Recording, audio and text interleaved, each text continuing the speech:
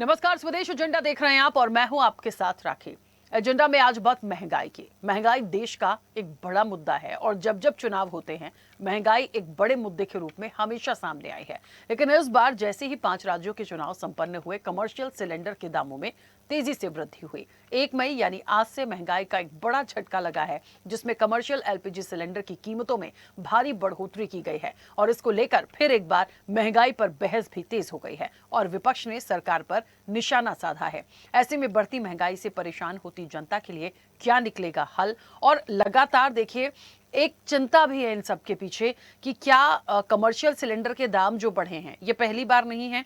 इस साल की यदि 2026 की बात करें तो ये तीसरी बार बड़ी बढ़ोतरी है और इसके बाद चिंता है क्योंकि इलेक्शन हो गया। विपक्ष का यह मानना है कि आप देखिए धीरे धीरे हो सकता है पेट्रोल डीजल के दाम भी बढ़ जाएं और घरेलू एलपीजी सिलेंडर में भी एक बढ़ोतरी हो जाए, तो वो एक दुगनी मार जनता पर होगी। तो क्या लेकिन ऐसा होगा?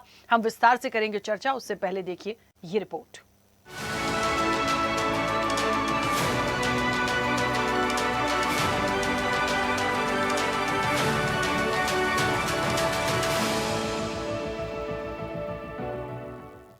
महंगाई एक ऐसा नाम जो हर वर्ग को प्रभावित करता है। पिछले कुछ समय से सिलेंडर की बढ़ती कीमतों से आम जनता परेशान है। कमर्शियल सिलेंडर 3000 के पार हो गया है। 19 किलोग्राम वाले कमर्शियल सिलेंडर की कीमत में करीब 993 रुपए की बढ़ोतरी की गई है, जिससे ये दिल्ली में 3071 रुपए 50 पैसे के पार पहुंच गया है।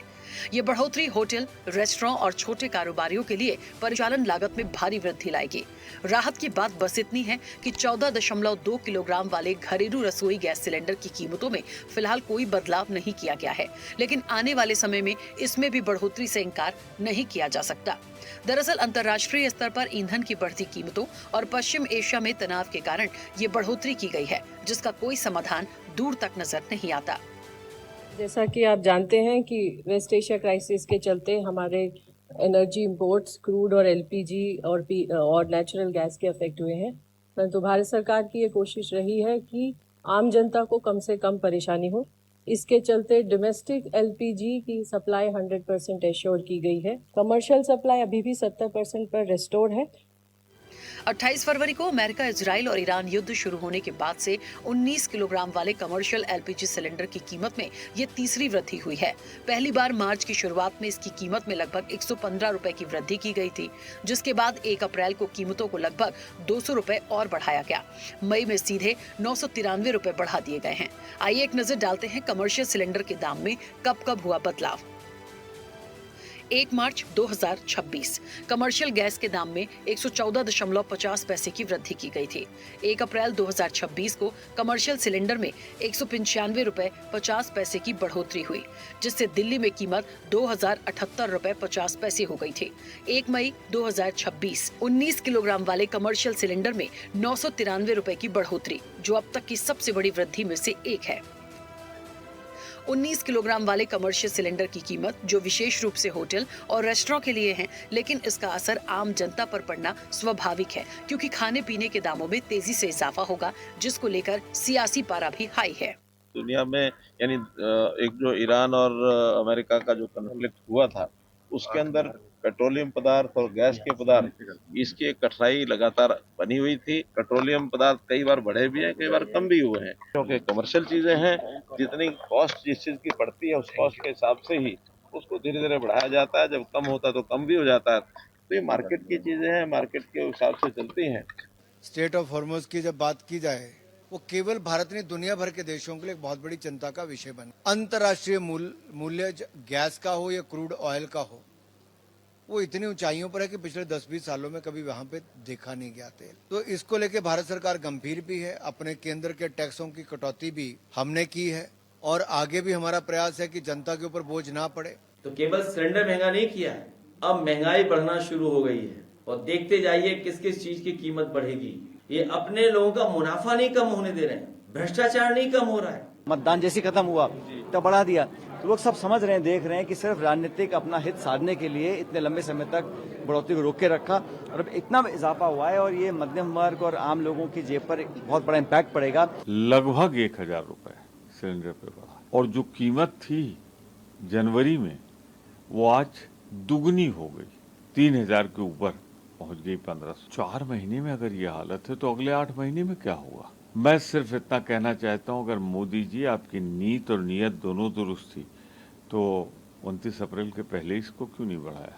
क्यों 29 अप्रैल को चुनाव हो जाने का इंतजार करते रहे आप? 3 बार में सीधा सीधा 1500 रुपए रेट बढ़ाया।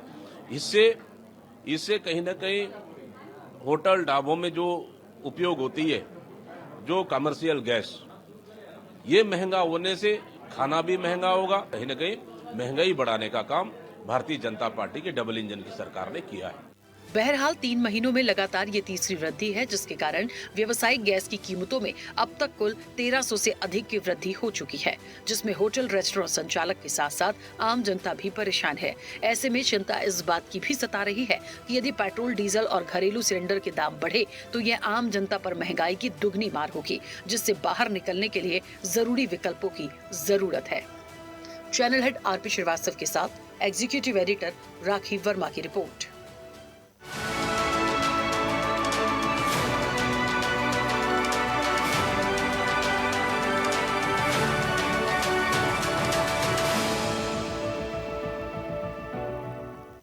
चलिए, तो महंगाई की मार है और कमर्शियल सिलेंडर 3000 के पार है, क्योंकि इसका फर्क और प्रभावित ये सीधे सीधे आम जनता को करेगा। और वो ऐसे करेगा कि चाहे आप होटल की बात करें, रेस्टोरेंट की बात करें, कहीं भी जहां भी कमर्शियल सिलेंडर यूज हो रहा है, आप कुछ भी खाने पीने की चीजें खरीदेंगे तो वो भी महंगी होगी, तो आपकी जेब पर असर होगा, आम जनता होगा। और ये बात सच है। इन सारी चीजों के पीछे कोई भी एक जेन्युइन रीजन भले ही आप रखें सामने, लेकिन इतनी तेजी से लगातार बढ़ोतरी बहुत सारे सवाल तो खड़ा करती है। इसका इम्पैक्ट कितना होगा, यही एक चर्चा का मूल आज हमें इस पर चर्चा करनी है। और इसके अलावा जो पक्ष और विपक्ष की तरफ से बातें आ रही हैं, क्योंकि विपक्ष का ये कहना है कि आज इन्होंने ये किया है, उसके बाद ये कहीं ना कहीं घरेलू एलपीजी पर भी जाएंगे और पेट्रोल डीजल पे भी जाएंगे। और अभी तक क्योंकि 5 राज्यों के चुनाव थे, इसलिए थोड़ा सा आप रुके हुए थे, और अब आपने जैसे ही चुनाव संपन्न हुए इन सारी चीजों को लाना शुरू कर दिया, तो जनहित के बारे में आप नहीं सोचते, विपक्ष के आरोप है। बहरहाल मुख्य रूप से बात यह है कि यदि ऐसे ही कीमतें बढ़ेंगी तो उसका प्रभाव भी बढ़ेगा और इसके साथ साथ जनता भी प्रभावित होगी। आने वाला जो सिनेरियो होगा, यदि इसी रफ्तार से महंगाई बढ़ी या दाम बढ़े सिलेंडर के या पेट्रोल डीजल के या बाकी चीजों के, एक अपकमिंग सिनेरियो की मैं बात कर रही हूँ, यदि वो भी बढ़ते हैं तो फिर हम कहाँ जाएंगे और कैसे चीजें बैलेंस होंगी, इसी पर हम विस्तार से चर्चा करेंगे। तमाम मेहमान जुड़े हैं, सबसे पहले आपका परिचय करा दें। भारतीय जनता पार्टी का पक्ष रखेंगे विवेक श्रीवास्तव। विवेक जी, बहुत स्वागत चर्चा में जुड़ने के लिए। कांग्रेस का पक्ष रखेंगे बीबी शर्मा। बीबी शर्मा जी, आपका भी बहुत स्वागत है। समाजवादी पार्टी का पक्ष रखेंगे रविंद्र प्रताप सिंह। रविंद्र जी, आपका भी बहुत स्वागत है। आर्थिक मामलों के जानकार हैं लोकेश भारतीय। लोकेश जी, आपका भी बहुत स्वागत है। दिनेश कुमार गुप्ता हैं हमारे साथ, प्रदेश कार्य समिति सदस्य हैं LUB यानी लघु उद्योग भारती के। दिनेश जी, आपका भी बहुत स्वागत है। और international trade policy expert Suresh Manchanda हमारे साथ हैं। सुरेश जी, आपका भी बहुत स्वागत है। मैं चर्चा की शुरुआत सबसे पहले दिनेश जी आपसे करूंगी और महत्वपूर्ण एक ये सवाल है सर, देखिए कमर्शियल सिलेंडर के रेट जो हैं इस बार अभी तक का एक आंकड़ा देखिए 3 बार बढ़ोतरी हुई और ये जो आखिरी में बढ़ोतरी हुई है ये बहुत ज्यादा है, क्योंकि जो होटल संचालक हैं, जो रेस्टोरेंट के लोग चला रहे हैं या आम रूप से भी जहां कमर्शियल सिलेंडर्स यूज होते हैं, उस तरीके से जनता भी प्रभावित होगी। लघु उद्योग की यदि मैं बात करूं, ये कितना सफर करेंगे और इसका एक समाधान आप क्या देखते हैं? देखिए राकेश जी, धन्यवाद आपका। मैं ये बताना चाहूँगा कि हो क्या रहा है कि हम बड़ा सुपरफिशियल हम लोग बात कर रहे हैं कि इसका इफेक्ट क्या आ रहा है। ये बिल्कुल सही बात है कि 993 रुपये अभी बढ़ाए गए, आज ही बढ़े हैं, और ये 3 महीनों में जो बढ़ोतरी हुई है वो 1300 रुपये की है। जैसा एक महोदय बता रहे थे रिपोर्ट में कि जनवरी से तो और ज़्यादा बढ़ गए, तो ये ठीक बात है कि इतने बढ़ गए। आपको मैं इफेक्ट बताता हूँ, कारण क्या है, पूरे विश्व में 2 देश भारत और चीन, ये दोनों के साथ ईश्वर ने एक ऐसा हम लोगों के साथ एक इतनी परेशानी रखी। हर चीज़ में तो हम लोग बहुत अच्छा है, हमारा सब कुछ अच्छा है, पर ऊर्जा के क्षेत्र में हम लोगों के साथ बड़ी परेशानी है कि हमारा ऊर्जा, जो हम ऊर्जा के लिए जो कार्य करते हैं, जो चीज़ें हम करते हैं, उसके लिए हमें दूसरों पर डिपेंडेंट होना पड़ता है। भारत में 90% ऊर्जा के लिए हम, तेल के लिए, गैस के लिए हम दूसरे देशों पर निर्भर करते हैं।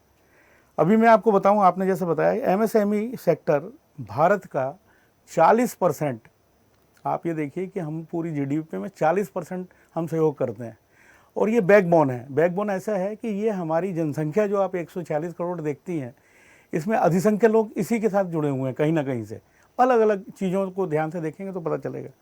अभी आपने जैसा बताया, मैं आपको बताऊं, मैं कुछ आपसे शेयर करना चाहता हूं कि जब, क्योंकि ये युद्ध हुआ तो लोगों को, जैसे ट्रंप का कहना था, इजराइल कहने जा रहा था कि 7 दिन में युद्ध खत्म होगा, ऐसा हुआ नहीं। उसका इफेक्ट हम तुरंत ही हमारे पास आ गया था 15 दिन में ही। और 15 दिन में ये हुआ कि मैं आपको पूरे भारत के कुछ क्षेत्रों की बात करना चाहूँगा। जैसे मार्च से अप्रैल में पश्चिम ये जो हुआ, उस कई क्षेत्रों में 40% तक उत्पादन खत्म हो गया, गिर गया नीचे। नोएडा में आपको बताऊं कि जीडीपी को जो 500 करोड़ का सीधा नुकसान हुआ वहाँ पे, और 3000 उद्योग जो थे जिसमें 2500 गारमेंट इकाइयाँ थी, इसके कारण, ये केवल इसके ऊर्जा के कारण, एलपीजी के कारण उत्पादन आधा रह गया। नागपुर में 72% छोटे एमएसएमई दबाव में आ गए और उसके साथ उन्होंने काम करना बंद कर दिया या कम कर दिया। इसी की तरह औरंगाबाद, जिसको छत्रपति संभाजी नगर बोलते हैं, 70% एमएसएमई पूरी तौर पर ठप हो गया। 4000 प्लस कंपनियां प्रभावित हुई। ऐसे ही हम देखें कि ये केवल ये बंद होने के साथ साथ दूसरी जो है लागत वृद्धि होने लगी है। दूसरी बात है कि गैस उतनी है नहीं। आपने ये देखा होगा कि बाद में जब मार्च के महीने में उसने वापस ईरान ने जब हमले शुरू किए गल्फ में, तो गैस वाले जो उत्पादक क्षेत्र हैं, जो देश हैं, उनके यहाँ बहुत ज़्यादा नुकसान पहुँचा है, जिसको रिवाइवल करने में 5 से 10 साल लगेंगे। तो आगे की स्थिति तो अभी भी खराब है। ये तो आपको अभी साइड इफेक्ट अभी 2-3 महीनों का आपस में दिख रहा है, लोगों के पास तो अभी है, स्टोरिंग से भी बहुत चीज़ें, पर ये सब चीज़ें जब उठ के आएंगी, क्योंकि अभी भी वार खत्म हुआ नहीं है, पर ये सब चीज़ें उठ के आएंगी तो इसके लिए आपको तैयार होना पड़ेगा। मैं एक छोटी सी बात बताता हूँ। टेक्सास में पेट्रोल का रेट है $5, तो $5 का मतलब यदि लीटर है तो फिर भारत के हिसाब से 500 हुआ ना। तो ये आप और हम केवल नहीं जूझ रहे हैं, पूरा विश्व जूझ रहा है। और हुआ ये है कि ये लड़ाई बिल्कुल हमारे कहना चाहिए कि गर्दन पे आके हो गई है पश्चिम एशिया में। ये पूरे विश्व को पूरी ऊर्जा का संकट खड़ा कर दिया है। तो उसमें ये मोदी जी का नाम लेना या राहुल गांधी का या किसी स्टेट का या किसी, ऐसा नहीं है। दूसरी बात, हमारा यहाँ के विपक्ष को तो मैं मानता नहीं, विपक्ष बचा ही नहीं है भारत में, ना किसी स्टेट में। उनसे आप बात कराए नहीं, अतार्किक बात करते हैं। विपक्ष का मतलब ये होता है, और देशों में देखिए जाके आपको समझ में आएगा कि वो लोग कंधे से कंधे मिला के खड़े हैं, क्योंकि ये किसी व्यक्ति विशेष के कारण नहीं हो रहा है। हम लोग उसमें कोई कल्प्रेट नहीं कि हमने कुछ ऐसा कर दिया, पर हो क्या रहा है कि आप बस केवल गाल बजा लीजिए, कुछ भी बोल दीजिए। अभी सबसे बड़ी बात है कि आपको हाइब्रिड सिस्टम में आना पड़ेगा। आपके पास सिस्टम ये होना चाहिए, हमारे पास ऊर्जा का दूसरा रूप अच्छा है, सौर ऊर्जा ये है, तो हम कुछ और चीज़ें कर सकते हैं। चाइना ने ये सब ऊर्जा के संकट को देखते हुए 3 साल पहले विश्व के सबसे बड़े रिएक्टर लगा रहा है परमाणु। भारत दूसरों की कारण हम शांत बैठे हैं, हमने आधा रोका हुआ, उस ढंग से काम नहीं कर रहे हैं। तो हमको ऊर्जा, देखिए ऊर्जा तो ज़रूरत बहुत बड़ी है, और भविष्य में ऊर्जा के लिए आपको सेल्फ रिलायंस होना पड़ेगा। डिपेंडेंसी में तो आपका यही हाल हुआ करेगा, जहाँ कहीं किसी जगह पे ऐसा कुछ होगा आप सरेंडर हो जाएंगे वहाँ पे। ठीक है दिनेश जी, वापस आऊंगी। सुरेश जी, मुझे सुन पा रहे हैं? जी राखी जी, मैं सुन पा रहा हूँ। हाँ, सुरेश जी, क्योंकि एक इंटरनेशनल ट्रेड पॉलिसी एक्सपर्ट हैं, और क्योंकि ये एक ऐसा सब्जेक्ट है आज का कि कोई भी रेट, कमर्शियल सिलेंडर हो, एलपीजी घरेलू सिलेंडर हो, या फिर हम पेट्रोल डीजल पर चले जाएं, एक तो मूल प्रश्न मेरा यह है, क्या आप मानते हैं कि कमर्शियल सिलेंडर में जिस तरीके से वृद्धि हुई, लगातार ये तीसरी बड़ी वृद्धि थी, और इसके बाद आपको लगता है कि जो चीजें हैं आगे वो घरेलू सिलेंडर या पेट्रोल डीजल पर जा सकती हैं? क्योंकि मिडिल ईस्ट की बार बार जो एक एग्जाम्पल दिया जा रहा है, और ये उसी की वजह से सारा सिनेरियो क्रिएट हुए हैं। तो क्रूड ऑयल कहाँ है आज, ये हम बहुत अच्छे से जानते हैं, और चीजें कितनी प्रभावित कर सकती हैं ये किसी से छिपे नहीं है। तो क्या माना जाए कि यदि कमर्शियल से चीजें शुरू हुई हैं तो डेफिनेटली आगे भी जा सकती हैं, और जाएंगी तो वो एक महंगाई ही होती है, और महंगाई की मार जब जनता पर आती है तो फिर हाहाकार होता है। तो कैसे ये बैलेंस हो सकता है? क्या एक बेस्ट पॉइंट आपके नजरिए से इसमें हो सकते हैं? राखी जी, सबसे पहले तो सभी पैनलिस्ट को मेरा नमस्कार है, और सभी दर्शकों को भी। देखिए, इसको 2-3 एंगल से समझने की जरूरत है। पहला ये कि सरकार ने सिर्फ कमर्शियल जो सिलेंडर्स हैं उसकी प्राइसिंग क्यों बढ़ाई, और वो भी 3 टाइम्स के अंदर में, और 3000 रुपए के ऊपर पे कमर्शियल सिलेंडर क्यों चला गया। आप देखिए, पिछले 2-4 साल के बीच के अंदर में एक तो जो ट्रेंड है, लोगों की हैबिट्स जो हैं वो बाहर खाने की हुई, और उससे क्लाउड किचन और ये किचन और बाहर का जो खाने का ट्रेंड है वो बड़ा तेजी के साथ में उभरा था। अब सरकार के सामने ये संकट था कि इंटरनेशनल मार्केट के अंदर में जो क्रूड ऑयल के प्राइसेस हैं, जो ट्रांसपोर्टेशन है, जो गैस का ट्रांजिट है, वो काफी कॉस्टली हो गया है। अगर इसको आम आदमी के साथ में इक्वली डिस्ट्रीब्यूट किया जाता है तो एक सरकार के प्रति आक्रोश दिखाई दे सकता है। अब सरकार ने यहाँ पर बचने के लिए या जो भी एडवाइजर्स रहे होंगे, एक सलाह ये दी होगी, ये मेरा अपना पर्सनल मानना है कि ये सलाह दी होगी कि आप कमर्शियल के ऊपर पे आप बर्डन डाल दीजिए, तो एक तो जो उसकी कंजम्पशन है वो कंजम्पशन कम होगी और कंजम्पशन थोड़ा सा पेन होगा लोगों को, लेकिन उसकी कंजम्पशन कम होगी और उस कंजम्पशन के बलबूते जो आपके पास में सरप्लस वहां से बचेगा वो आप डोमेस्टिक सप्लाई के अंदर में और घरेलू सप्लाई के अंदर में उस गैस को प्रयोग में लेकर के आ सकते हैं, जिससे आपको आक्रोश का सामना नहीं करना पड़ेगा पब्लिक का। एक तो ये सबसे बड़ा विशेष चीज। दूसरी इसके बीच के अंदर में जो एनालिसिस कहता है वो ये है, देखिए हालांकि एक रिपोर्ट तो ये कहती है कि जो इस समय पर क्रूड ऑयल के जो प्राइसेस हैं उसके हिसाब से 30 रुपए के आसपास पेट्रोल और डीजल के प्राइसेस जो है प्रति लीटर बढ़ने चाहिए। अब उसका जो बर्डन है निश्चित तौर के ऊपर पे, जिस समय पर अब विपक्ष भी बैठे हुए हैं, वो ये कह सकते हैं कि जी $120 तो मनमोहन सिंह की सरकार के अंदर भी क्रूड के प्राइसेस हुए थे और उस समय पर जो पेट्रोल और डीजल के प्राइसेस थे उसके अंदर में कहीं कोई बढ़ोतरी नहीं की गई थी। लेकिन अभी पेट्रोल और डीजल के प्राइसेस जब $60 और $65 भी रहे तब भी देश के अंदर में पेट्रोल और डीजल जो है वो 90 रुपए से ऊपर बिकता रहा। तो इसको इस तरीके से हमें समझना पड़ेगा। एक तो इसके अंदर में दो बड़े फैक्टर काम कर रहे हैं। पहला फैक्टर तो ये है कि आपका रुपया जो है इस समय पर ऑल टाइम लो पर चला गया है, उसकी सबसे बड़ी मार है। अब आपको पेट्रोल और डीजल के लिए जो क्रूड ऑयल आपको परचेज करना है और गैसेस जो आपको परचेज करनी है, उसकी वजह से अब आपको जो करेंसी देनी है वो आपको डॉलर में देनी है। जब क्रूड ऑयल के प्राइसेस इंक्रीज किए तो आपको डॉलर की ज्यादा जरूरत है।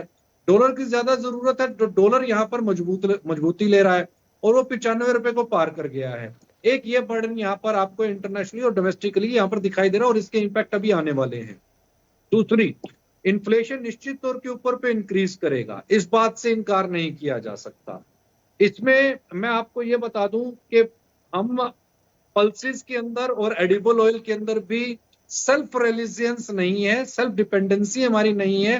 बाहर से हम 70% तक माल जो है वो इंपोर्ट करते हैं, चाहे वो दालें हो चाहे खाद्य तेल हो।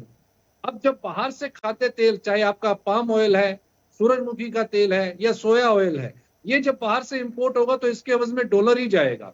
तो जब डॉलर जाएगा तो जब आप इसको इंपोर्ट करेंगे तो लैंडिंग कॉस्ट आपकी हैवी होगी, वो एक कॉस्ट आपकी इंक्रीज होने वाली है। इसके लिए आपको तैयार रहना चाहिए। पल्सेस यहाँ पर इन्फ्लेशन इंक्रीज करेगा, दालों के प्राइसेस इंक्रीज कर सकते हैं, इसके लिए आपको तैयार रहना चाहिए। अब बात ये आ जाती है कि इसके पीछे के रीजंस क्या हैं, वो सभी जान रहे हैं, वो सभी पार्टियां भी जान रही हैं, आम जन भी जान रहा है कि ईरान और अमेरिका के बीच में जो लड़ाई चल रही है उसका ये कॉन्फ्लिक्ट है। अब सॉल्यूशंस क्या यहाँ पर निकल सकते हैं कोई?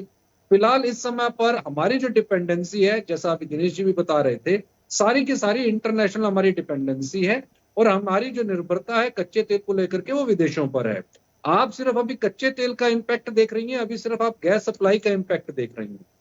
इसके साथ साथ में मैं आपको बता दूं, जितनी भी आपकी पैकेजिंग इंडस्ट्री है, एफएमसीजी सेगमेंट जितना भी है, उसके अंदर में बड़ी जो कितनी भी बड़ी कंपनीज हैं जो फूड को पैक करती हैं, उनको पैकिंग के लिए गैस की जरूरत पड़ती है। एक बड़े लेवल के ऊपर पे गैसेस की जरूरत पड़ती है। एक तो वहां पर भी कट है। दूसरा सबसे बड़ा फैक्टर क्या आ रहा है इस समय पर पैकेजिंग इंडस्ट्री को लेकर के, उनका जो रॉ मटेरियल है, पैकेजिंग जो मटेरियल है, वो बनता है आपका प्लास्टिक दाना से और प्लास्टिक दाना आता है कच्चे तेल से। अब वो जो रॉ मटेरियल है वो भी, उसकी भी उनको सप्लाई नहीं हो पा रही है। इसलिए एमएसएमई जो सेगमेंट है, फूड प्रोसेसिंग इंडस्ट्री का जो सेगमेंट है, वो इस समय पर प्रेशर के अंदर है कि अब क्या किया जाएगा। अब उसका इम्पैक्ट ये दिखाई देगा कि आपके ऊपर पे उसका भी बर्डन आएगा, क्योंकि जो उनकी जो रॉ मटेरियल की जो कॉस्टिंग है वो सीधी सीधी कंज्यूमर के ऊपर पे डाइवर्ट की जाएगी। अब वहां पर भी आप इन्फ्लेशन का इम्पैक्ट देखेंगे। तो ये एक कारण हो सकता है जिसकी वजह से सरकार ने ये सोचा है, जो मेरा अपना व्यक्तिगत मानना हो सकता है, कि इस चीज को डाइवर्ट किया जाए। क्योंकि देखिए, पब्लिक जो है, कमर्शियल सिलेंडर बढ़ा, कमर्शियल सिलेंडर के प्राइसेस अगर आपके इंक्रीज हुए हैं तो उसका इम्पैक्ट किसके ऊपर पे जाएगा? उसका कम ज्यादा से ज्यादा इम्पैक्ट ये है कि आप बाहर का खाना जो है या टपरी के ऊपर पे जो जाकर के जो चाय पीते हैं, जो अभी 15 रुपए की मिल रही थी वो 20 रुपए की मिलने लगेगी, और इसका इम्पैक्ट कल से ही हो सकता है कि दिखाई भी देने लग जाए। ठीक है, लेकिन घर के ऊपर पे ये चर्चा का विषय नहीं होगा। अब घर के ऊपर पे क्या होगा कि जी सिलेंडर तो उतने रुपए में ही आ रहा है, तो यहाँ पर एक सेफ गार्ड होने की शायद मुझे जो लगता है कि एक कोशिश होगी सरकार की, जिसकी वजह से कमर्शियल सिलेंडर्स की कीमतों के अंदर में इजाफा किया गया और एक बढ़ोतरी की गई है। लेकिन जो इंफॉर्मेशन आ रही हैं वो भी मैं आपके साथ साझा कर देता हूं।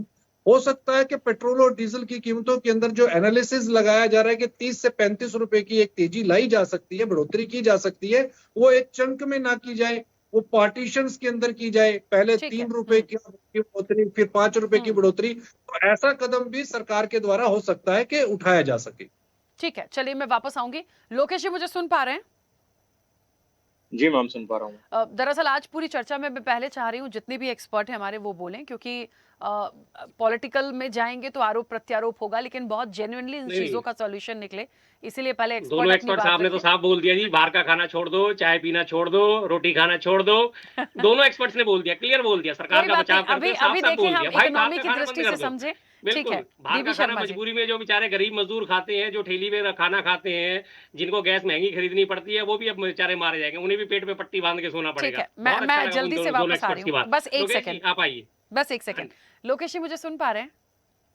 यस मैम, सुन पा रहा हूँ मैं। लोकेश जी, क्योंकि अब हम ना आर्थिक रूप से इन चीजों को समझे, महंगाई होगी, लोग परेशान होंगे, कैसे उसकी पूर्ति हो पाएगी। एक्चुअल में देखें तो आने वाला जो सिनेरियो है, मान लीजिए इससे ऊपर जाकर पेट्रोल डीजल के भी दाम यदि बढ़ते हैं, या घरेलू एलपीजी पर भी हम चले जाएं। मैं ये बात इसलिए करूं, मैं ये नहीं कह रही कि ऐसा हो जाएगा, बट हो सकता है। क्यों? क्योंकि रीजन राखी जी वही माफी है, चाहूंगा, लेकिन मिडिल ऐसा ईस्ट का होगा। तनाव, और मिडिल फिर ईस्ट हमारे का मंचन तनाव, साहब बार कहेंगे बार गाड़ी वही चलाना बातें छोड़ आती हैं दीजिए। और उसका सॉल्यूशन नहीं निकल पा रहा। तो जब उसका सॉल्यूशन नहीं है तो आगे ये सिनेरियो हो सकते हैं। दालों के क्या हाल होंगे, बाकी के क्या हाल होंगे, वो ऑलरेडी सुरेश जी बता चुके हैं। मतलब हम प्रिपेयर रहें कि और चीजें बढ़ेंगी। तो जब बढ़ेंगी तो कैसे सरवाइव करेंगे, कैसे चीजें बैलेंस होंगी, हमारी इकोनॉमी पर कितना क्या इफेक्ट पड़ सकता है? देखिए राखी जी, सबसे पहले तो मैं ये बताना चाहूंगा, आर्थिक रूप से अगर देखा जाए तो ये अच्छा सूचक तो नहीं है, क्योंकि महंगाई किसी भी अर्थव्यवस्था के लिए आप कह सकते हो एक नेगेटिव इम्पैक्ट लेके आती है। जैसे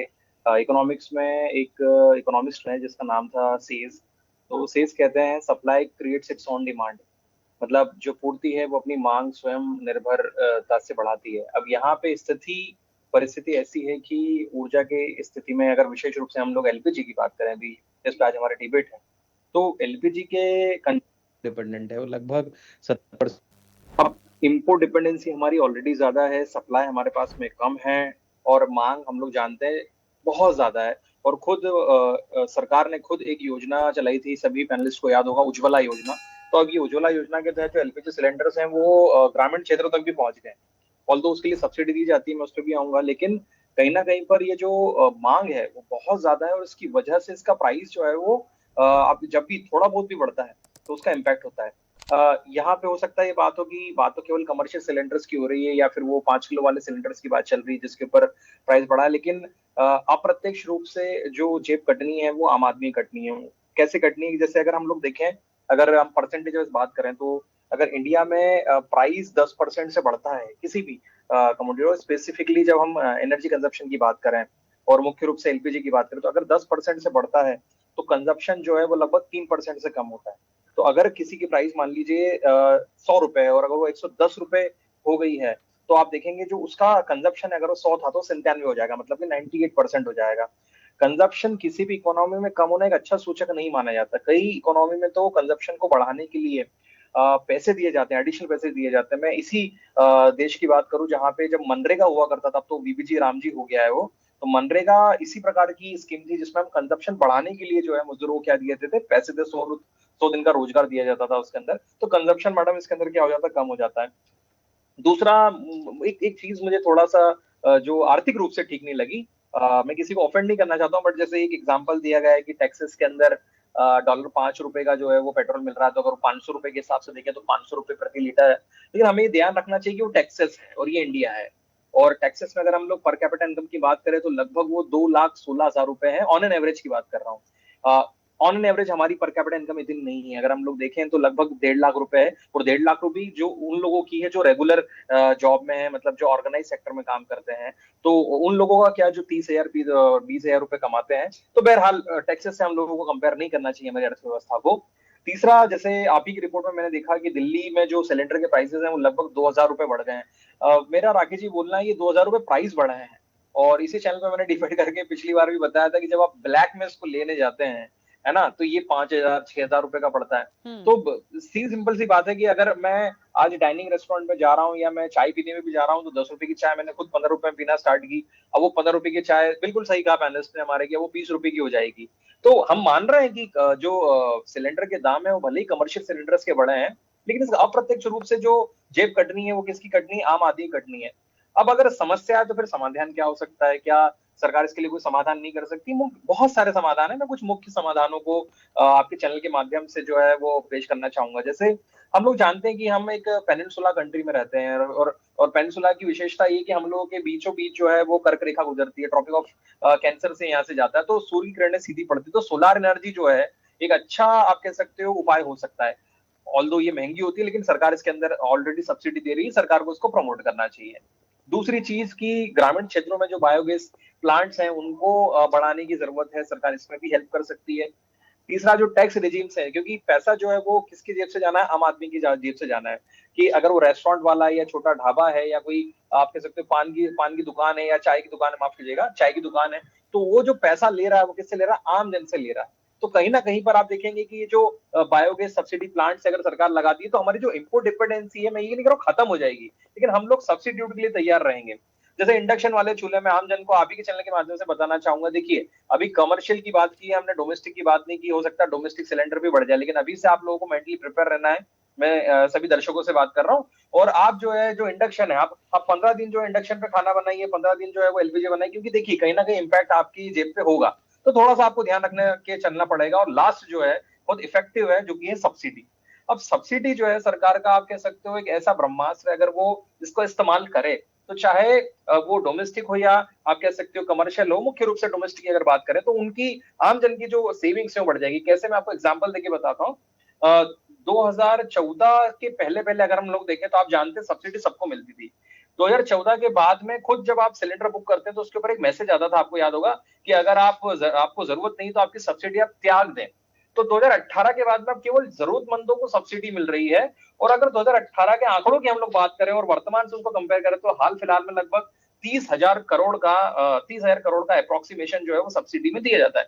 तो अगर केवल जरूरतमंदों को दिया जा रहा है, तो इस वॉरफेयर के दौरान अगर हम लोग इस 30,000 को बढ़ा के 60,000 कर दें, डबल कर दें, कुछ समय के लिए डबल कर दें, क्योंकि पहले तो 2014 के पहले तो सबको मिल रहा था, तो अगर हम इसको 60,000 तक कर दें तो बहुत लेवल तक जो है आम जन को इससे फायदा मिलेगा।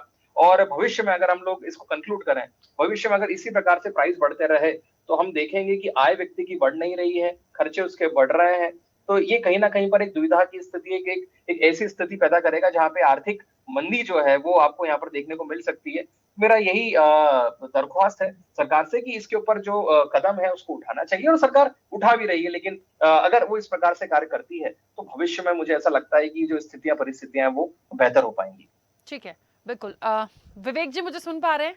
जी जी राकेश जी, सुन पा रहे हैं। विवेक जी, बड़ी उम्मीदें हैं, चाहे एक्सपर्ट हो चाहे आम जनता हो, सब लोगों को उम्मीदें सरकार से ही हैं। तो प्लीज कुछ ऐसा करिए कि सब कुछ ठीक रहे, और या फिर कुछ ऐसा कर दीजिए कि सब लोगों की इनकम भी बढ़ जाए जल्दी जल्दी, तो फिर कोई प्रॉब्लम ही ना आए, क्योंकि बहुत अच्छा संकेत तो नहीं देती हैं। देखिए राकेश जी, जहाँ तक भारतीय जनता पार्टी का सरकार का प्रश्न है, चाहे केंद्र में है चाहे राज्यों में है, हमने राज्यों में लोगों की इनकम कैसे बढ़े इस पे काम किया है, चाहे वो किसान की हो, चाहे मजदूरों की हो, चाहे किसी की भी हो, सब पे हमने काम किया है। अभी जिस संकट पे हम आप बात कर रहे हैं, ये वैश्विक संकट है और पूरी दुनिया इससे परेशान है। स्वयं प्रधानमंत्री जी ने सदन में वक्तव्य भी दिया इस पे, और कहीं ना कहीं अन्य देशों की स्थिति और बुरी है। जिन देशों के हैंगर इंडेक्स हमें दिखाते रहते थे विपक्ष वाले, उन देशों का हाल तो और भी खराब है। फिर भी सारे चुनौतियों के बाद भारत सरकार ने मूल्यों पे कड़ाई से नियंत्रण स्थापित कर रखा है। जो कॉमर्शियल सिलेंडर में वृद्धि की गई है, उसका इम्पैक्ट जो लोग बाजार में खाते हैं उनके उस वस्तुओं पे आएगा, जो 10 से 15% तक हो सकता है।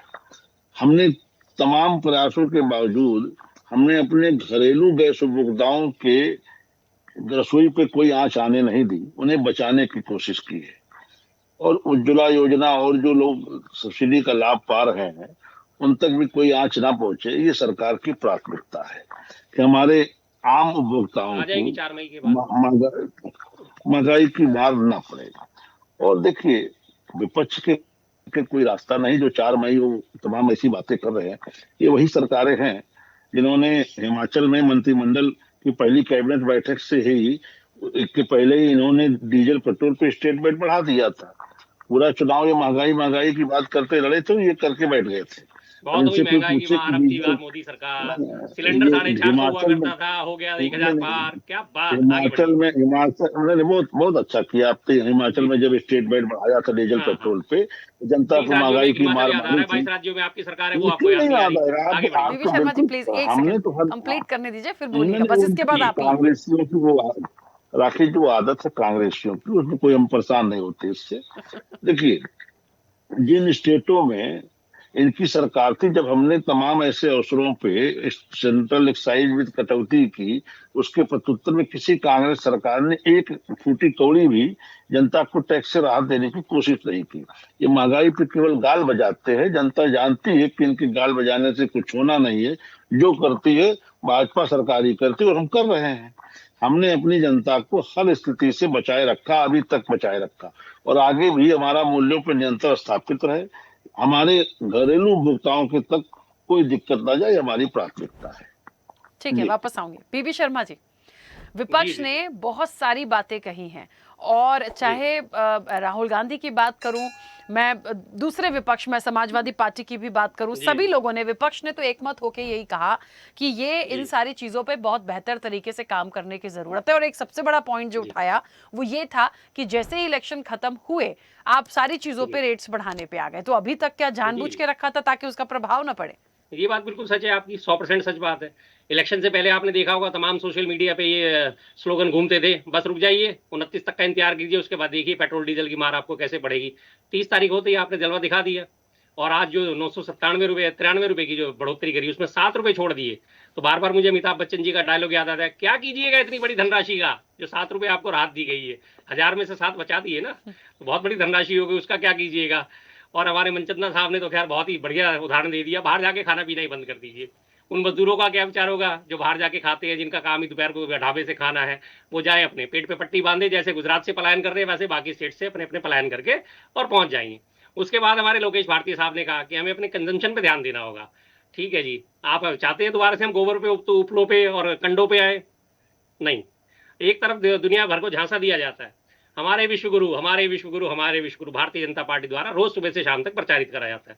उसके बाद हवाला दिया जाता है जी तमाम विश्व में ऐसा हो रहा है, तमाम विश्व में ऐसा हो रहा है, और दूसरे देशों को भी तो देखो, और दूसरे देशों को भी तो देखो। अरे भाई क्यों देंगे हम दूसरे देशों को? इन्होंने अभी मनचंदा साहब ने एक बात बोली कि टेक्सास में पेट्रोल $5 है। भाई साहब $5 नहीं है, अब देखिए $5 पर गैलन है, और वो भी पौने $4 पर गैलन। मैंने अभी भी सर्च करा इनकी बात सुनते ही, और एक गैलन में 4.5 लीटर पेट्रोल आता है करीब, यानी एवरेज वही 90 रुपए बैठती है हमारे हिसाब से। लेकिन अगर वहां महंगाई है और वहां आम आदमी की पर कैपिटल इनकम कितनी है, 88 लाख रुपए सालाना, और भारत की पर कैपिटल इनकम कितनी है, 2,16,000 रुपए सालाना, आप उससे भी तो कंपेयर कीजिए। लेकिन नहीं, जब कोई ऐसी मुसीबत आएगी, विदेशों को देखो, उधर देखो वो भी तो डूबा हुआ है, पाकिस्तान को देखो वो भी तो भुखमरी में जा रहा है। अरे वो जा रहे उनसे हमें क्या लेने देना, हम अपने बारे में जिम्मेदार हैं, हम हमारे बारे में सोचिए। और हमारे विवेक श्रीवास्तव साहब ने कहा कि नहीं, हम इसके ऊपर कोई जिम्मेदारी नहीं आने देंगे, घरेलू गैस सिलेंडर नहीं देंगे, बढ़ेंगे। मैं आपको लिख के दे रहा हूं, आप 4 तारीख खत्म होने दीजिए, घरेलू गैस सिलेंडर पे भी आपको मार पड़ने वाली है। नेक्स्ट डिबेट में मेरी अगर ये बात सच्ची ना हो तो मैं दोबारा से डिबेट में बैठना बंद कर दूंगा। और अभी तो सिर्फ सिलेंडर की बात हो रही है, अभी पेट्रोल भी बढ़ना बाकी है, अभी डीजल भी बढ़ना बाकी है, तमाम सारे कर बढ़ने बाकी हैं। पूरे भारत के राज्यों को छोड़ के सिर्फ इन्होंने एक हिमाचल का 3 रुपये और 4 रुपये का पकड़ लिया। उसके बाद आपके राजस्थान में अब आपकी सरकार है, श्रीगंगानगर में पेट्रोल कितने का बिक रहा है साहब? सबसे ज्यादा देश में 108 रुपये लीटर वहां पे बिक रहा है। आप वहां क्यों नहीं कम करते? वहां क्या दिक्कत है आपको कम करने में? नहीं कर पाएंगे ना, क्योंकि आपकी नीति और नीयत है ही नहीं। आपकी नीति और नीयत सिर्फ लच्छेदार भाषण, जबानी जमा खर्च जिसे कहते हैं, हर राज्यों में आप सिलेंडर मुफ्त देने का वादा कर रहे थे। कौन से राज्य में आपने सिलेंडर मुफ्त देने का वादा पूरा करा? दिल्ली में भी आप 500 रुपए में सिलेंडर दे रहे थे और सिलेंडर मुफ्त दे रहे थे। दिल्ली में 500 रुपए कर दिया, हरियाणा में 500 रुपए कर दिया, राजस्थान में 500 रुपए कर दिया, गुजरात में 500 रुपए कर दिया, कहीं नहीं करा। सिर्फ आपको जेब काटनी है जनता की, और इसके अलावा कुछ नहीं है। और जब जनता इस चीजों से अजीज आ जाती है जेब काटने से, तो आप धर्म की राजनीति को बीच में ले आते हैं। इसके अलावा आपके पास और कोई रास्ता नहीं होता। लास्ट एंड फाइनल आपका ये है कि धर्मम शरणम गच्छामि, सीधा साधा आप धर्म की शरण में चले जाते हैं। वो देखो जिहादी आ जाएंगे, वो देखो पाकिस्तान आक्रमण कर देगा। अभी हमारे राजनाथ सिंह साहब ने क्या कहा, इससे पहले लगातार बात होती थी देश में, जब भी प्रेस कॉन्फ्रेंस होती है क्या कहा जाता है, धर्म का एक विशेष धर्म से संबंध होता है, आतंकवाद का विशेष धर्म से संबंध होता है। बाहर जाके उन्हें भाषण देते हुए उनका पाकिस्तान का नाम लेने की हिम्मत नहीं हुई। आतंकवाद किसी धर्म विशेष का नहीं होता, आतंकवाद का कोई देश नहीं होता। पाकिस्तान को आतंकवादी देश किसने घोषित कराया था?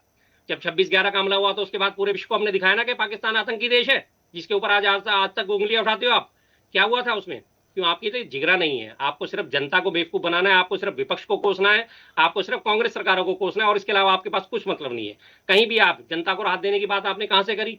और आपने जो सब्सिडी की बात करी, लोकेश भाई साहब, आपसे मैं एक बात कहना चाहता हूं। आपने बोला कि अभी भी आपको करीब करीब जो है गैस सिलेंडर पे सब्सिडी मिल रही है। पूरे देश में कहीं भी गैस सिलेंडर पे सब्सिडी उपलब्ध नहीं है। वही 913 का आज का रेट है, तो 913 में ही आ रहा है। कोई भी ऐसा राज्य नहीं है, कोई भी ऐसा व्यक्ति नहीं जिसे सब्सिडी पे गैस सिलेंडर उपलब्ध हो रहा हो। और यही वो गैस सिलेंडर पे बार बार मुझे याद आता है स्मृति ईरानी जी, 50 रुपए, 20 रुपए, 10 रुपए बढ़ते थे और वो सड़क पे बैठ जाती थी सिलेंडर लेके। आज वो कहीं नजर नहीं आती। मैडम कहाँ गायब है? कहीं नजर नहीं आएंगे आज वो। आज टोटल और कमर्शियल गैस सिलेंडर का जो इफेक्ट पड़ना है, बहुत बड़े बड़े रेस्टोरेंट्स में, होटल्स में जाने वाले लोग हैं, उनके ऊपर कोई असर नहीं पड़ने वाला। लाखों करोड़ों कमाते हैं, 10-20 रुपए फालतू हो जाएंगे, 100 रुपए फालतू हो जाएंगे, उन्हें कोई फर्क नहीं पड़ता। जितने का सिलेंडर आता है इतनी तो वो टिप प्लेट में छोड़ के चल देते हैं। लेकिन आम जनता का क्या है? 10 रुपए की चाय अगर किसी को बाहर पीनी पड़ जाती है, वो आज 20 रुपए की मिलेगी, 20 से 25 की मिलेगी। और बेचारा जो चाय वाला होता है वो भी शर्म के मारे अपनी नजरें झुका लेता है, साहब मैं क्या करूं, सिलेंडर पीछे से इतना महंगा आ रहा है। क्योंकि सबके पास अभी तक कनेक्शन भी नहीं उपलब्ध करा हुआ है। कमर्शियल के, रेजिडेंशियल के काम कराते थे, कमर्शियल अगर सबके पास होता तो वो भी उपलब्ध नहीं है। और दिल्ली में अभी तक कमर्शियल गैस सिलेंडर की आपको पता है डेली की आपूर्ति कितनी है? सिर्फ 2000 सिलेंडर पर डे, और वो भी कोटे के हिसाब से चल रहे हैं। अभी तक उसकी आपूर्ति नहीं बढ़ा पाए, और उसके बाद ये कहते हैं कि हम विश्वगुरु हैं। कैसे विश्वगुरु भाई साहब, बता दीजिए अब जरा। ठीक है, वापस आऊंगे। रविंद्र जी मुझे सुन पा रहे हैं? रविंद्र जी, अखिलेश यादव ने तो कहा कि आज ये रोटी थाली का सवाल है, सिर्फ सिलेंडर की बात नहीं है। तो देखिए, जब कमर्शियल सिलेंडर का रेट बढ़ेगा तो बट ऑब्वियस है ये कहीं ना कहीं आम जनता के खाने पीने की चीजों तक तो जाएगा ही। और सभी लोगों ने इस पैनल में एक बात को उठाया है कि छोटी छोटी सी जो जरूरतें हैं, जो दिन भर की रूटीन की हैं, उनके भी रेट बढ़ेंगे। हर व्यक्ति को शायद हो सकता है ना फर्क पड़े, लेकिन आम व्यक्ति को तो फर्क पड़ेगा। अब सवाल इस बात का है कि ये जो चीजें आई हैं, सिलेंडर के जो रेट बढ़े हैं, इनको कम करेंगे या नहीं, हो सकता है तो इसकी क्या नीति हो सकती है ताकि रेट्स ना बढ़ें, वो बैलेंस रहें। और यदि ये सारी चीजें हो रही हैं तो फिर वही सवाल था मेरा जो मैंने भारतीय जनता पार्टी से किया कि आप इनकम भी उस हिसाब से करिए, सारी चीजों पर बैलेंसिंग से काम करेंगे तो ही आप एक अच्छी अर्थव्यवस्था भारत की देख पाएंगे। क्योंकि इन सब के पीछे जो सबसे बड़ा मुद्दा है वो मिडिल ईस्ट का है, और उसका समाधान किसी के पास नहीं। राकेश जी, आपके प्रश्नों का उत्तर दूंगा। उससे पहले आज बहुत पवित्र दिवस है, बुद्ध पूर्णिमा है, तो आपके माध्यम से समस्त भारत की जनता को समाजवादी पार्टी की तरफ से बुद्ध पूर्णिमा की शुभकामनाएं। और आज ये एक बहुत महत्वपूर्ण दिवस है हमारे पीडीए का।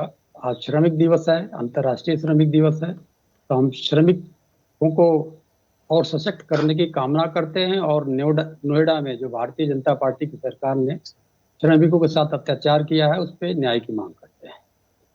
अब आपके विषय पे आते हैं। विषय आपने उठाया है कि अभी तो एलपीजी जो कमर्शियल सिलेंडर है उसका, तो अगर कमर्शियल सिलेंडर की हालत देखेंगे तो 2014 में 1200 रुपये था, अब लगभग 3072 रुपये हो चुका है। तो 100% से ज़्यादा वृद्धि तो हो ही चुकी है जब से ये भारतीय जनता पार्टी का शासन चल रहा है। तो इसका जो कमर्शियल सिलेंडर की जो इफेक्ट जाती है वो डायरेक्ट जाती है, और इसका सबसे बड़ी मार पड़ती है भारत की उस 70 से 80% जनता पे जो कमर्शियल सिलेंडर से पैदा होने वाली चीज़ों में उपभोग करते हैं। तो आप समझ लीजिए कि 100% से ज़्यादा मार तो पड़ चुकी है जब से भारतीय जनता पार्टी की सरकार आई। अब आते हैं कमर्शियल सिलेंडर का दाम कोई पहली बार तो बढ़ा है नहीं। पहली मार्च को 31 रुपए बढ़ा दिया, फिर 7 मार्च को 115 रुपए बढ़ा दिया, अप्रैल में 200 रुपए बढ़ा दिया, अब 993 रुपए बढ़ा दिया। तो आपने बढ़ा दिया और इवेंट करके बढ़ाया। इवेंट ऐसा किया कि जैसे चुनाव खत्म हुआ, हर चीज में इवेंट करते हैं, तो एक इवेंट ये भी हो गया कि जैसे चुनाव खत्म हुआ तुरंत 993 बढ़ा दिया। अभी दूसरा इवेंट बचा हुआ है, 4 तारीख के बाद से आएगा।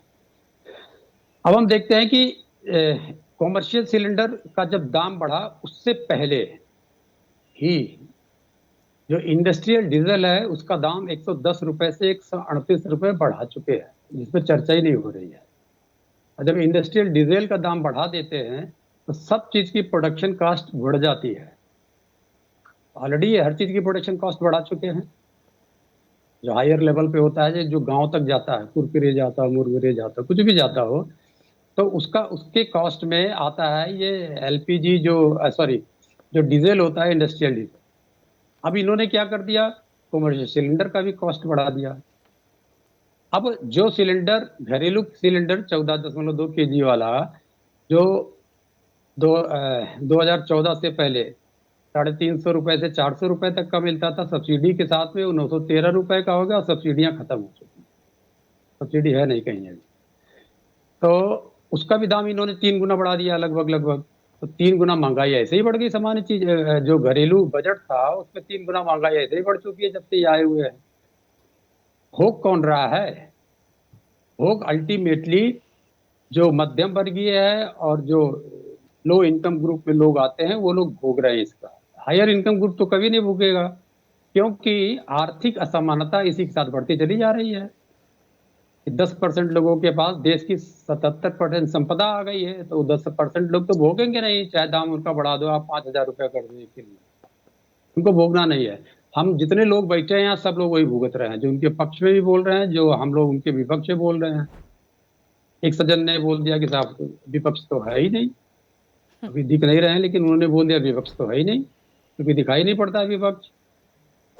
तो विपक्ष अगर देखना हो तो भारत में तो विपक्ष है, तभी डिबेट हो रही है। अगर विपक्ष नहीं होता तो डिबेट ही नहीं होती। आपने अपनी शुरुआत में कहा विपक्ष ऐसी मांग कर रहा है, और अगर जो इसके मूल जड़ में, समस्या के मूल जड़ में अमेरिका आता है, सबसे ज्यादा विरोध वहां का विपक्ष कर रहा है, सबसे ज्यादा विरोध वहां की जनता कर रही है सड़कों पे उतर के। तो अगर ऐसे लोगों को दिखाई नहीं पड़ता है तो वो मुझे लगता है किसी प्रकार की मानसिक रोग से पीड़ित हो सकते हैं। लेकिन ये तो इंटरनेशनल बातें हैं और डोमेस्टिक बातें भी हैं कि विपक्ष हर जगह दिखाई पड़ रहा है, विरोध भी कर रहा है। अब आते हैं पूरा का पूरा इफेक्ट कैसे पड़ता है। जो ये हल्ला मचाते थे, वैसे तो हम प्रति व्यक्ति जीडीपी देखेंगे तो 112वें नंबर पे हैं, लेकिन ये बताते थे ग्रॉस जीडीपी को 4 से चौथे नंबर पे, अब वो सड़क के 6ठे नंबर पे आ गई। मतलब हमारी इकोनॉमी पे बहुत बड़ा असर पड़ा है, टोटल इकोनॉमी पे, प्रति व्यक्ति पे भी उसी हिसाब से बहुत बड़ा असर पड़ेगा। दूसरी तरफ हमारी इकोनॉमी को क्या होगा, आरबीआई जो बताती है कि हमारी जो ग्रोस एफडीआई थी वो 88.3 बिलियन डॉलर से घट के अप्रैल के अंत तक 6.3 बिलियन डॉलर, जो बाहर से पैसा आ रहा था हमारे पास में वो भी खत्म हो गया। तो आप रेमेडीज क्या देंगे? रेमेडीज क्या हो सकता है? एक मिनट। हाँ रविंद्र जी, एक छोटा सा सवाल एक्चुअली मेरा आप ही से है, कंप्लीट करिएगा थोड़ा जल्दी से। इसका सॉल्यूशन भी बताइए मुझे, क्योंकि विपक्ष है यदि, तो विपक्ष के अपने एक सुझाव होते हैं। क्योंकि देखिए सिर्फ बात इसकी नहीं है कि आम जनता ही प्रभावित होगी, हम तो पूरी इकोनॉमी लेकर चल रहे हैं। तो इसका सुझाव भी मुझे प्लीज जल्दी से बताइएगा। इसका जो अल्टरनेटिव हो सकता है, लकड़ी जलावें।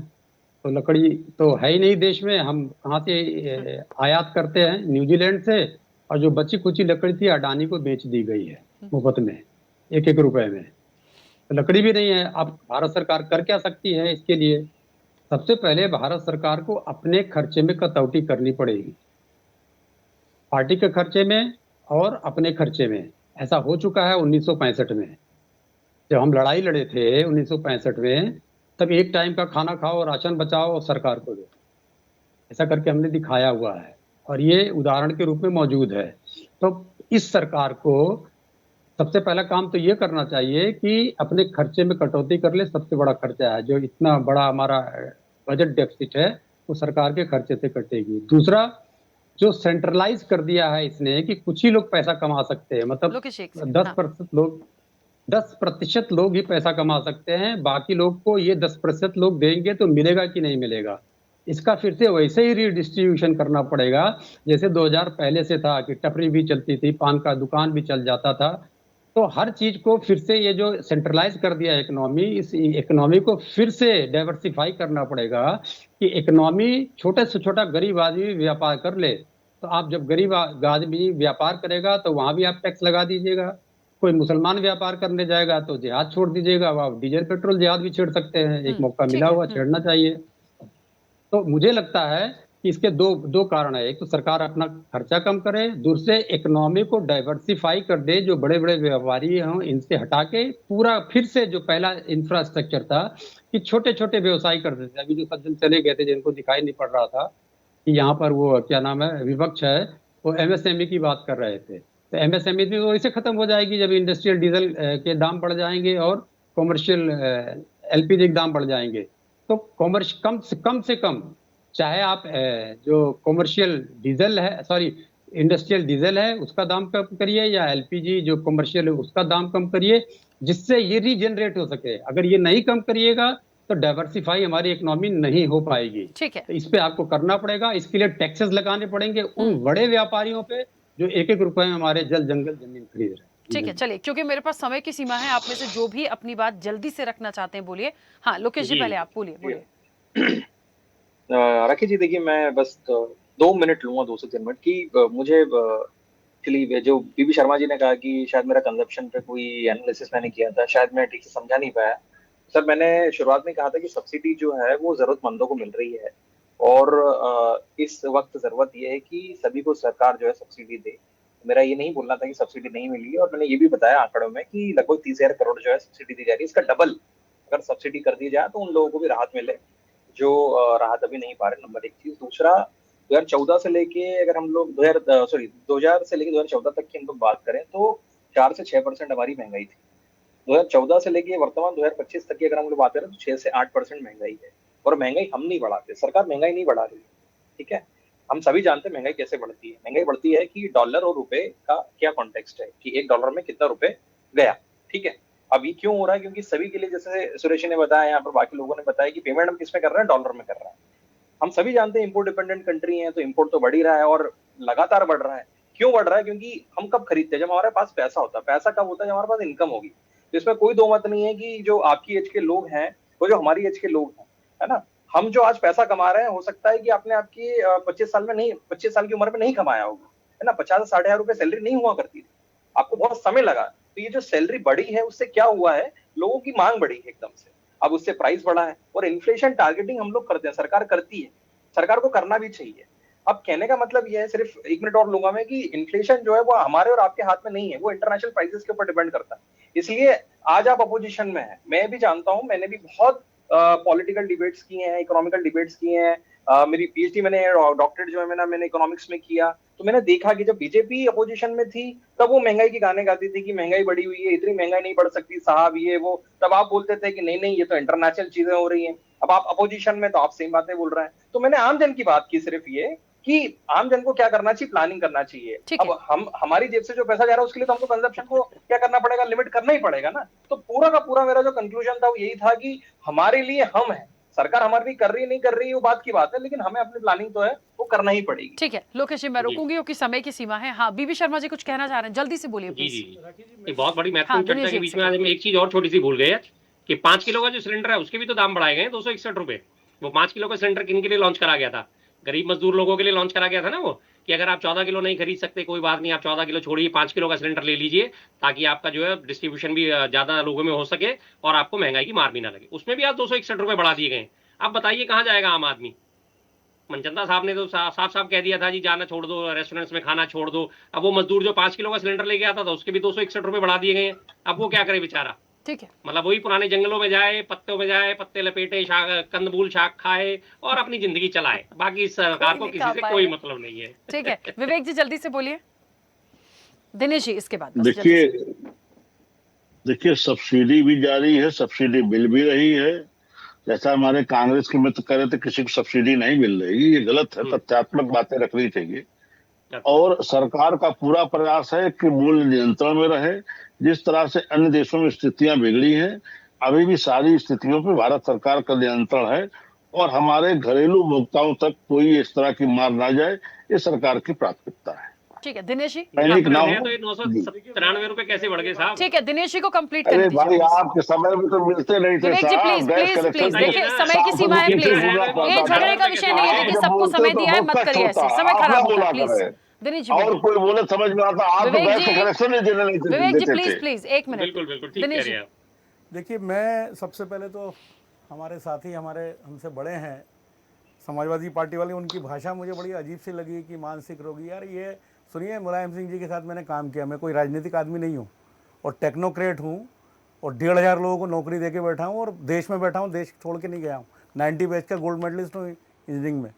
दूसरी बात, मैं आपसे जो बात कर रहा हूँ, आप ये याद करिए कोरोना के टाइम में यही देश ने अपने आप को कैसे बचाया था सब चीज़ों से, याद है आपको? इतनी बड़ी सब्सिडी दी गई थी। सुनिए, बीच में मत बोलिए, मैं पूरी बात खत्म करूँ फिर बोलिए आप। उन्होंने अरे मत बोलिए ऐसे यार, ये बोल के आप बहुत अच्छे नहीं बन रहे हो, ये मूर्खता की बात है। बात सुन लीजिए, मैं भी आपकी सुन रहा था। नहीं, ये सबसे गलत बात है किसी को टोकना। आप इतने समझदार नहीं हो जो टोक पाओगे। क्या हो रहा है? मैं राखी जी, इनको बंद कराइए, इनका मुंह, इनका बात, ये इनके बात पे ये पत्ते लपेट के बात कर रहे थे, मैंने कुछ नहीं बोला। मैं एक बात कर रहा हूँ, बीबी शर्मा जी वो बीच में नहीं बोले थे, प्लीज एक मैं बीच में जब नहीं बोला तो आप भी मत बोलिए, आपकी हर बात सुनी हमने। मेरा ये कहना है कि देखिए, उस समय भी भारत सरकार ने बहुत बढ़िया एक पॉलिसी ला के और सब्सिडी दे के लघु उद्योगों को बचाया था। अभी ये वैश्विक संकट है और इतना आसान नहीं है जितना लोग समझ रहे हैं। अभी तो आप छोटी छोटी बातों के लिए ऐसी ऐसी बातें करो। अभी तो ये जैसे मंजिंदर साहब ने बताया, अभी इफेक्ट जो रिपल आएगा ना, वो आपको तो अभी 9 महीने 10 महीने परेशान करेगा। ये युद्ध दूर होने के बाद भी मेरा ये कहना है कि हम सबको इस समय एकजुट होके, यहाँ कोई विपक्ष और पक्ष की बात नहीं है, ये देशवासियों की बात है। हमको अपना देखना है कि हम लोग कैसे सर्वाइव करेंगे। ये सरकार बनती किससे? आपसे, हमसे ही बनती है ना। और विपक्ष और उसकी बात, अभी यदि युद्ध होता है तब हम लोग एक नहीं रहते क्या? ये युद्ध की स्थिति है, फर्क इतना है कि इसमें मिसाइल नहीं दागे जा रहे हैं। तो आपको सबको मिलकर सोचना पड़ेगा। बहुत ऐसी चीज़ें हैं, टेक्नोलॉजी वाइज देखा जाए, हाइब्रिड एक सिस्टम लाया जा सकता है। बायोमास पे जैसे बोला, बहुत अच्छी बात करी समाजवादी पार्टी वालों ने, बायोमास पे काम करना चाहिए। थोड़ा रिलैक्सेशन जितनी पॉल्यूशन कंट्रोल बोर्ड है उनकी तरफ से मिलना चाहिए, और चीज़ों में करके करेंगे तो हम सही में ये परेशानी से उबर पाएंगे। ठीक है, चलिए देखिए, एक समाधान तो निकालने की बहुत ज़रूरत है। बहरहाल जो विरोध आ रहे हैं या जो सुझाव आ रहे हैं उस पर कितना सरकार काम करेगी, कितना होगा, ये देखने वाली बात होगी। फिलहाल समय की सीमा है। आप सभी मेहमानों का बहुत शुक्रिया उस चर्चा में जुड़ने के लिए। देखिए, सबके अपने अपने मत हैं। हमें ये समझना है कि महंगाई यदि बढ़ रही है तो उसका असर कितना, और सबसे बड़ी बात, कहीं ना कहीं ये इफेक्ट तो करेगा। हम ये नहीं कह सकते हैं कि यदि कमर्शियल सिलेंडर के दाम बढ़े हैं तो बहुत इफेक्ट नहीं है। यहाँ भी है, डोमेस्टिक पे जाएंगे तो भी इफेक्ट है, बाकी चीज़ों पर चले जाइए तो भी इफेक्ट है। कुल मिला के इसका समाधान निकालने की ज़रूरत है, बैलेंस करके रखने की जरूरत है, ताकि आम लोग परेशान ना हो और कहीं ना कहीं हमारी इकोनॉमी की जो बात है उस पर बहुत ज्यादा एक दबाव ना आए, क्योंकि वो गिरेगी तो फिर कहीं ना कहीं एक बहुत बड़े सवाल भी खड़े होंगे। चर्चा में इतना ही। बने रहिए स्वदेश न्यूज के साथ। सबसे पहले देश। ऐसे ही वीडियोस के लिए लाइक करें, शेयर करें, फॉलो करें। YouTube पर जाकर सब्सक्राइब कर बेल आइकन दबाना ना भूलें, और ताजा अपडेट्स के लिए स्वदेशलाइव.com पर जरूर जाएं।